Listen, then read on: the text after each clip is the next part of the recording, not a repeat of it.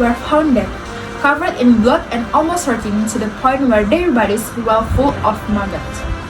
In the Pra housing complex, Badan Huluan Subdistrict Simalungun, North Sumatra, on Tuesday, 18 April 2023 at afternoon. Their bodies were found in the house at the Pra housing complex. The mother and child are suspects of being murder victims. The two victims are identified as Leni Herawati Tatea, 42 years old, and her son Ferdinand Lumbanggao, 13 years old. When the bodies of the two victims were found, the house was not locked and one of the residents found the bodies. The victims was in the room, and that time the body was found in the room, and it is estimated that it had been more than twice 24's house, because there was already swelling in the victim's body and also maggots in the victim's body. Apart from that, residents found bloodstains scattered in the victim's room, living room, and several locations such as the kitchen, as well as blood on the knife, which was evidence that the act was an act of violence of murder. Based on information from residents, state the victim was seen several days ago. After that, the victim and his child were not seen again until finally one of the residents became suspicious because the victim hadn't been seen for several days. Then one of the residents who has the victim's neck door saw the door key hanging outside. Then the resident had the courage to open the door of the victim's house. At that time, the one that had Susi Grab car was still parked along with the Honda Supra X125 BK6226 TAK motorbike, which belonged to the victim, which was still parked on the terrace of the victim's house. However, at that time, the resident smelled a strong aroma coming from inside the victim's house. Based on information obtained by MPI, the perpetrator is named Shafrin Wiha, a resident of Jalan Eka Suka number 30, Medan Johar, who is a neighbor of the victim.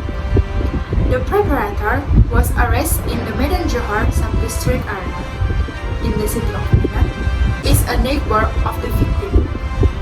The perpetrator was arrested in the Medan Johar subdistrict area in the city of Medan, Sumatera Utara.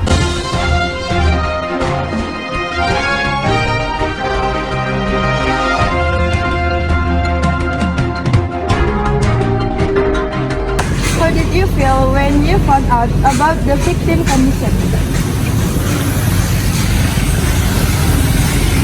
My feelings when I saw a victim like that were second, and I didn't expect that he had been killed so horribly. What is the chronology when you arrived at the crime scene?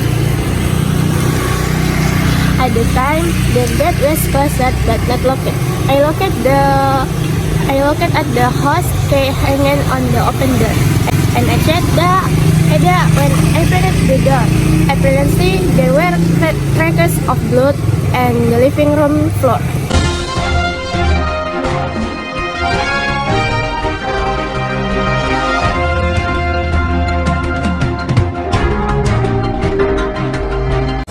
The perpetrator instead pawned the rental car. Then the rental car owner objected because of the rental money, and the perpetrator never returned the car. Then the perpetrator, namely Shafrin, to immediately return the car and pay the rental money due to continued pressure. The perpetrator finally developed the intention to seize and control the victim's property. 2 days before, the perpetrator launched his action. The perpetrator had prepared a careful plan.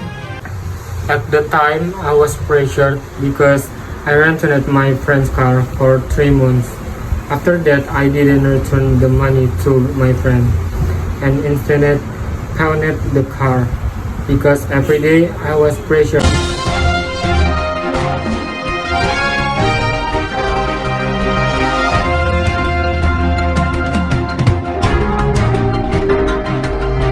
After 2 days of planning, finally, on Thursday, 27 April, the perpetrator entered the victim's house. The victim was shocked to see the perpetrator shouting, "Who are you?" He was sleeping and asked, "Why did you kill my mother?" Because he was still nervous. In the end, the perpetrator also ends the life of the 12 years old child. Ultimately, the perpetrator will be sentenced to death or life imprisonment. Goodbye.